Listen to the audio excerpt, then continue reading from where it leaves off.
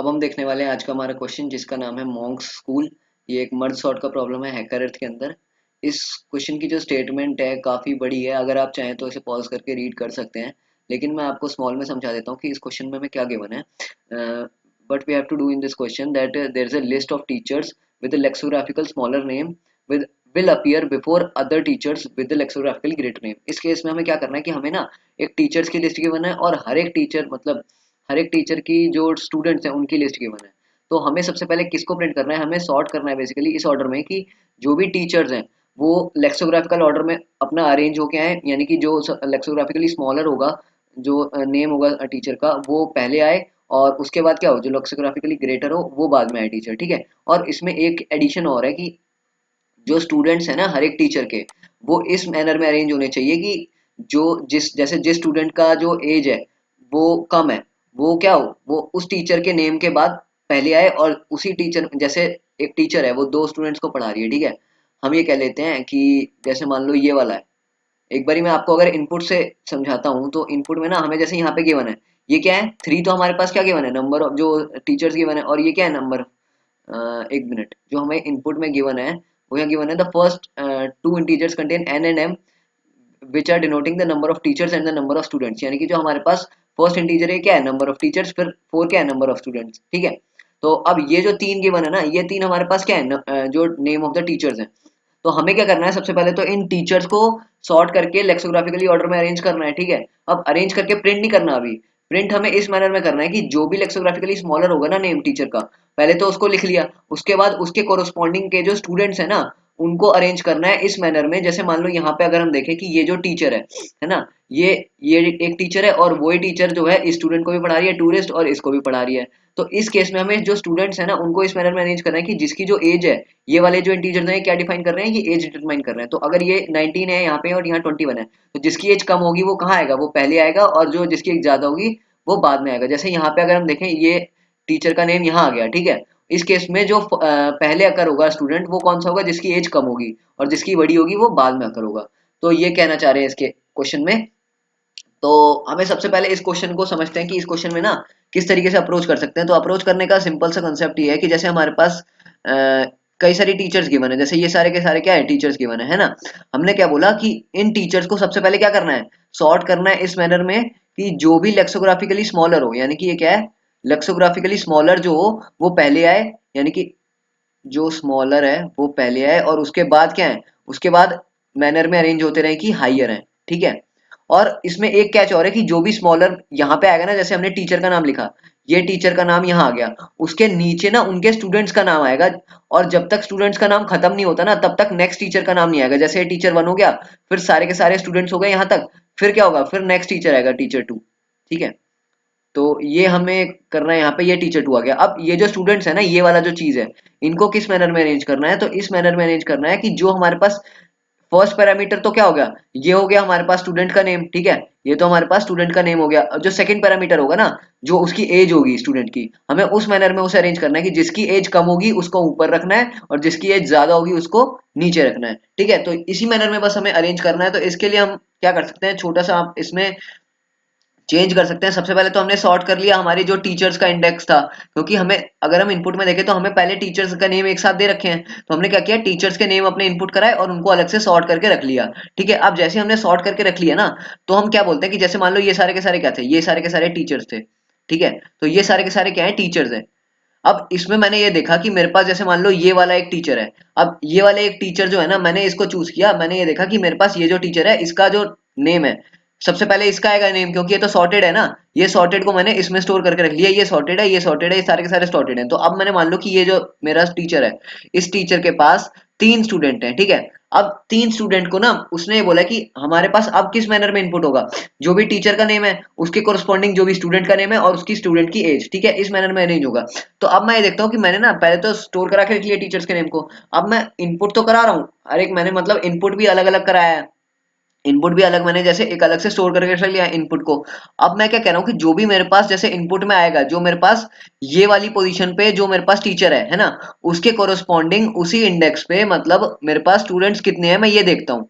ठीक है। मैंने जैसे मान लो इसी के अंदर जो है ना स्टूडेंट को रख लिया अरेंज करके, कि ये स्टूडेंट 1 हो गया, ये स्टूडेंट 2 हो गया, ये स्टूडेंट 3 हो गया। अब मैं क्या करूंगा कि मैं केवल ना इतने में ही सॉर्टिंग करूंगा, यानी कि मैंने इनको तो एक अलग वेक्टर में स्टोर करके रख लिया और मैं इन्हीं को ही सॉर्ट करूंगा किस मैनर में कि जो मेरे पास एज 1 है, मतलब बेसिकली जो स्टूडेंट 1 की एज है वो क्या हो, वो कम हो एज जो सेकंड स्टूडेंट है बेसिकली एज S2 से, ठीक है। तो मैं यही करूंगा, मतलब हर एक केस के लिए। जैसे मैं क्या कह रहा हूँ कि जैसे मैं एक बारी दोबारा समझाता हूँ, मैंने क्या किया, मैंने अपने टीचर को ना क्या कर लिया, ये मेरे पास क्या है, सॉर्टेड टीचर मान लो इसे, मतलब बेसिकली क्या है मेरे पास लेक्सोग्राफिकली सॉर्टेड जो है ना, अब ये टीचर स्टोर हो गए। अब मैं क्या करूंगा, फर्स्ट टीचर के पास जाऊंगा, मैं देखूंगा कि इसके कोरस्पॉन्डिंग हमने जो पेयर बनाया था, अब क्योंकि हमें जो स्टूडेंट है उसके लिए मेरे को एज भी स्टोर करनी है और मेरे पास उसका नेम भी स्टोर करना है, तो मैं क्या करूंगा, इसे ऐसे स्टोर कर सकता हूँ मैं, या तो इसमें ना दो तरीके होते हैं सॉल्व करने के, मतलब बेसिकली तो कई सारे होते हैं उसमें। एक होता है हमारे पास वेक्टर का तरीका, जिसे हम तरीके से सॉल्व कर सकते हैं, एक होता है मैप का तरीका। या तो हम इसे मैप कर सकते हैं कि हर एक स्टूडेंट की एज को उसके मतलब बेसिकली उसके हर एक स्टूडेंट की नेम और एज को उसको क्या कर दें, टीचर के साथ मैप कर दें, या फिर हम वेक्टर में स्टोर कर लें। बेसिकली मैं क्या कह रहा हूँ कि वेक्टर हमने पेयर बनाया, वेक्टर पेयर बनाने के बाद मैंने उसमें इंटीजर ये बेसिकली जो एज है और ये जो नेम है उस स्टूडेंट का वो इसमें स्टोर कर लिया। अब मैं क्या कह रहा हूँ, ये जो मेरे पास पोजीशंस है ना ये तो आ गई। अब मैं ये देखता हूँ कि जो मेरी ये टीचर है ना, ये टीचर मेरे पास कहाँ पे है, मतलब ये जो मैंने स्टोर कराया है ना ये एक अलग एरे में स्टोर कराया है, तो मैं इस टीचर को सर्च करूंगा कि ये मेरी जो टीचर है ये अलग से जो मैंने वेक्टर में स्टोर कराए हैं सारे के सारे, वो किस इंडेक्स पे है। तो जिस भी इंडेक्स पे होगा वो मेरे पास पता चल जाएगा कि उसके कोरस्पॉन्डिंग जो बाकी के एरे होंगे, जैसे मैं ये कह रहा हूँ कि जैसे मैंने ये तो एक एरे ले लिया टीचर 1 का, ठीक है, फिर मैंने एक ले लिया टीचर 2 का, फिर मैंने एक एरे ले लिया एज का, या इसको तो वेक्टर पेयर में ही मान लेते हैं, ठीक है। ये मैंने ले लिया वेक्टर पेयर जिसमें एज होगी और क्या होगा, नेम ऑफ द स्टूडेंट, ठीक है।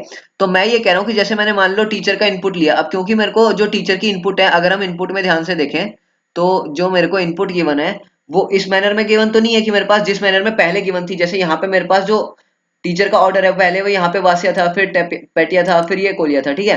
तो जिस ऑर्डर में यहाँ पे गिवन है उस ऑर्डर में मेरे पास नेक्स्ट में तो गिवन नहीं है ना, वो तो मेरे पास रैंडम ऑर्डर में है। तो मेरे को क्या करना पड़ेगा, जो मैं अब नेक्स्ट वाली मतलब जो सेकंड टाइम इनपुट लूंगा ना टीचर की, उसमें मैं क्या करूंगा, मैं उन्हें स्टोर तो करा के रख लूंगा, लेकिन अब जब मैं इसे यहाँ से चेक करूंगा तो मैं चेक करूंगा कि यहाँ पे वो किस पोजीशन पे है टीचर, ठीक है। तो मान लो जैसे मेरे को यहाँ पे पोजीशन पे मिल गई, तो अब क्योंकि मैं उन्हें स्टोर करा रहा था, मतलब बेसिकली मैं इन दोनों को तो सेम ही इंडेक्स वाइज स्टोर करा रहा था ना, कि जैसे ये ith पे है तो उसी ith की पोजीशन पे ये वाला बेसिकली ये वाली जो एज है ये स्टोर होगी, है ना। तो मैं क्या करूंगा कि इसी इंडेक्स पे जाके मैं ये चेक करूंगा कि यहाँ पे मेरे पास जो वेक्टर पेयर है वो कितने हैं। जैसे मान लो मैंने इस इंडेक्स के लिए चेक किया कि मेरे पास ये वाले जो 3 स्टूडेंट्स हैं यहाँ पे, ठीक है। तो अब हर एक स्टूडेंट के लिए मैं क्या करूंगा कि मैं ना उनको सॉर्ट कर लूंगा, जैसे इसी वेक्टर को मैंने सॉर्ट कर लिया, ठीक है। अब मैं केवल इतने ही वेक्टर को सॉर्ट करूंगा जितना मेरे पास क्या है इस टीचर के अकॉर्डिंग जो मेरे पास कोरस्पॉन्डिंग स्टूडेंट्स हैं। अब मैंने उनको सॉर्ट कर लिया अकॉर्डिंग टू देयर एज, ठीक है। और बस फिर मैंने उसको क्या कर दिया, आउटपुट कर दिया। तो ये मेरे पास क्या है, ये मेरे पास पूरा का पूरा जो एरे है ना ये वो होगा, मतलब बेसिकली अगर मैं हर एक को यहाँ पे स्टोर कराता हूँ ना, तो मैं किस उसके अकॉर्डिंग स्टोर कराऊंगा। जैसे मेरे पास ये टीचर है मैंने उसको वेक्टर में स्टोर करा लिया, ठीक है। तो मैं ये हर एक टीचर के लिए करूंगा, वेक्टर में अलग स्टोर कराऊंगा और उस वेक्टर में जितने भी मेरे पास एरे होंगे ना, बेसिकली जो वेक्टर पेयर बनेंगे मेरे, वो सारे के सारे टोटल स्टूडेंट्स होंगे तो मैं उनको सॉर्ट करा लूंगा, ठीक है। तो बस हमें यही करना है, ये तो हमारी अप्रोच थी इस क्वेश्चन के लिए। तो देखते हैं कि इसको कोड कैसे कर सकते हैं। तो कोड करने के लिए चलते हैं हम सबसे पहले अपने कोड पे। तो ये तो हमने देख लिया एन और एम, ये हमारी क्या है, ये हमारे पास बेसिकली स्टूडेंट्स और हमारे टीचर्स हैं। फिर मैंने क्या किया, जो जिस मैनर में हमें इनपुट गिवन थी मैंने वो इनपुट ले लिया, ठीक है। ये तो हमने टीचर्स को इनपुट ले लिया एक ए एरे में, ठीक है।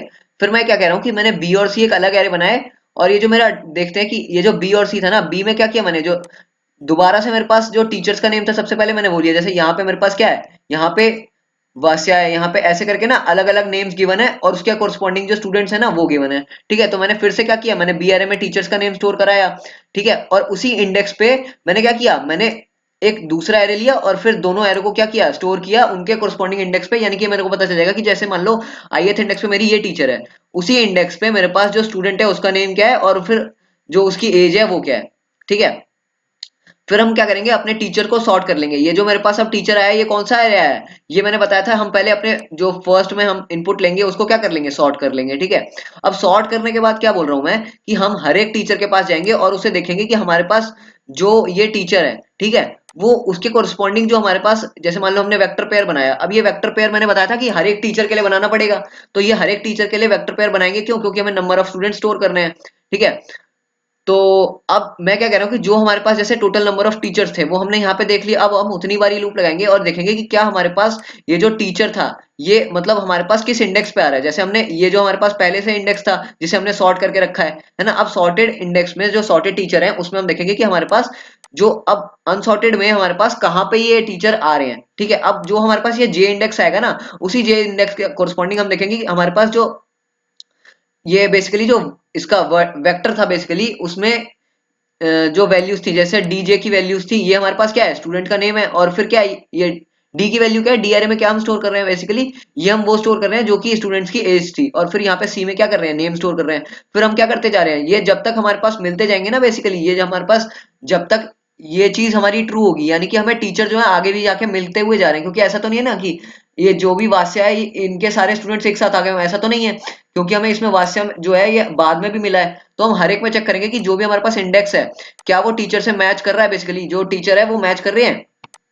तो जब जब मैच कर रहे हैं हम उसके कोरस्पॉन्डिंग जो स्टूडेंट होगा ना उसको हम क्या करेंगे, अपने वेक्टर में पुश करते जाएंगे, और लास्ट में अपने क्या करेंगे, वेक्टर को सॉर्ट कर देंगे इस मैनर में जो हमारे पास एज थी उसके अकॉर्डिंग, क्योंकि हमने यहाँ पे इंटीजर को फर्स्ट पैरामीटर लिया है, तो हमारी सॉर्टिंग किस मैनर में होगी, जो हमारी एज थी उसके मैनर में होगी, जो हमारे पास फर्स्ट पैरामीटर होता है उसके अकॉर्डिंग जो हमारी सॉर्टिंग थी वो हो गई। ठीक है, और लास्ट में हम क्या करेंगे, जो भी हमारे पास सॉर्टेड जो हमारे पास वेक्टर आया है उसका सेकंड पैरामीटर, यानी कि क्योंकि हमें आउटपुट तो फर्स्ट हमारे पास जो आउटपुट थी वो तो हमें नेम करना है, तो हमने नेम कर दिया, और फिर सेकंड हमने क्या कर दिया, फर्स्ट जो पैरामीटर था यानी कि जो हमारी एज थी उसको आउटपुट कर दिया। और ये जो चीज है ना ये ध्यान रखेंगे हम हर एक केस में करेंगे, मतलब ये वाला जो लूप लगा रहा है ना, ये जो मैंने ये लूप लगाया ये हम हर एक केस में करेंगे कि ये जो ए ऑफ आई है हम हर एक टीचर के लिए क्या करेंगे, पहले तो हम टीचर को आउटपुट कर देंगे, फिर उसके कोरस्पॉन्डिंग कितने हमारे पास स्टूडेंट्स हैं वो हम इस तरीके से निकाल लेंगे इस लूप को लगा के। ठीक है, तो ये वाला लूप क्या कर रहा है मेरा, ये टोटल जो स्टूडेंट्स है ना उनको आउटपुट करा रहा है। तो बस यही करना था हमें इस क्वेश्चन में, एंड थैंक यू।